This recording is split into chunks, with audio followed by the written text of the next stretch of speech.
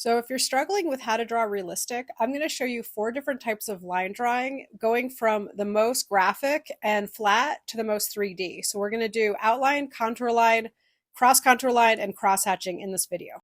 So we're going to draw these 4 different types of sushi. And so for the first one, all you're doing is going around the form using an outline. And notice how there's very little line variation. It's basically all the same line all around.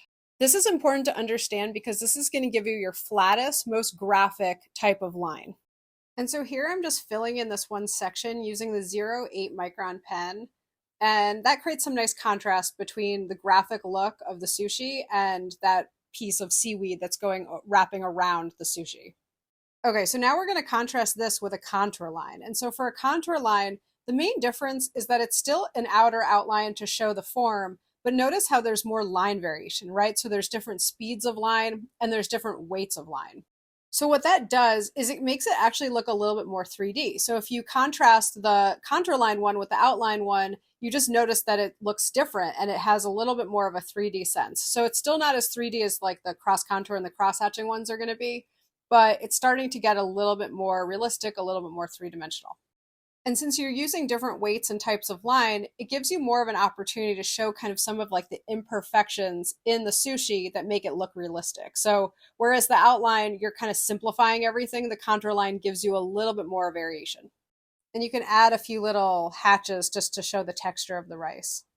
Okay, now I'm going to show you how to draw tempura shrimp using cross contour. So cross contour, remember, is just lines that go around the form to make it look like more three-dimensional. And I love teaching cross contour because it starts to get a sense of being more three-dimensional because it has this idea of direction of line, which is very important for cross hatching. So one way to think about cross contour is that you're wrapping the form in lines, almost shaping the form. And this, of course, helps because it makes it look more three-dimensional. And you can also do this with flatter lines with the shape of the tails from the shrimp. And I'm so excited to let you guys know that I just created my first course. And so it's live and you can access it through the description. So check that out. And it's going to be an accelerated masterclass in learning pen and ink. Okay, so for the 4th type of drawing, we're going to be drawing this onigiri using cross hatching. And so I start with kind of some light sketchy lines, kind of similar to the contour line, where I just want to start showing the form and start building things up with pen. And when you're cross-hatching, you're basically building up the value using lines. And so notice that I shifted the pen tip. I'm using a 0.2 as opposed to the 0.8 that I was using previously.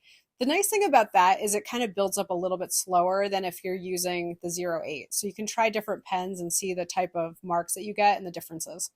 And one thing to think about when you're doing cross-hatching is that you're kind of thinking about where the light is coming from. So this is more out of my imagination, but you might think that the light is coming maybe from the top and it's making the bottom more in shadow. If you're drawing from something specific, like an actual object, just look at where the actual shadows are.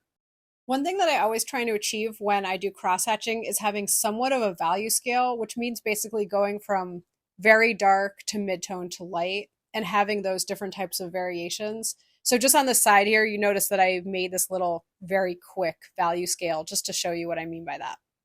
So please subscribe, like the video, and I'll see you next time. Thanks again. Bye.